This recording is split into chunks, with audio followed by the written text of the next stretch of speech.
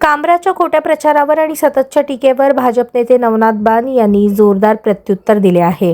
कांबरा जितका दिशाभूल करण्याचा प्रयत्न करतो तितक्या ताकदीने संघ आणि भाजपचे कार्यकर्ते योग्य जागा दाखवतील असा इशारा त्यांनी दिला.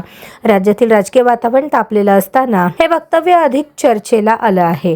बान म्हणाले, कांबराचे आरोप फक्त लोकप्रियता मिळवण्यासाठीचे स्टंट आहेत आणि कार्यकर्त्यांना बदनाम करण्याचा हा प्रयत्न आम्ही खपवून घेणार नाही. आगामी निवडणुकांच्या पार्श्वभूमीवर हा संघर्ष चिघळण्याची चिन्हे दिसत आहेत.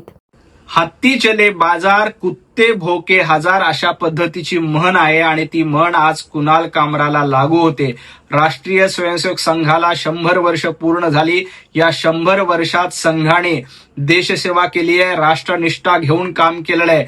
परंतु कुणाल कामरासारखी काही नालायक लोक सातत्यानं संघावर भुंकण्याचा प्रयत्न करतायत, परंतु संघ अशा भुंकण्यानं विचलित होत नाही. संघ आपली राष्ट्रनिष्ठा आणि राष्ट्रप्रथम हे धोरण घेऊन सातत्यानं काम करत राहील.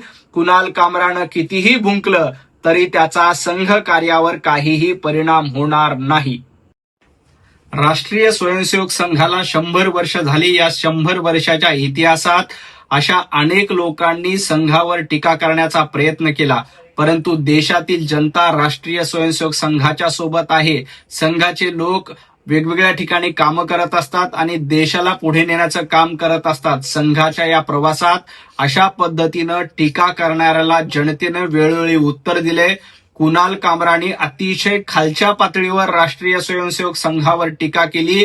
कुणाल कामरासारख्या लोकांना निश्चितपणे त्यांची जागा दाखवण्याचं काम संघाचे स्वयंसेवक भारतीय जनता पार्टीचे कार्यकर्ते करतील.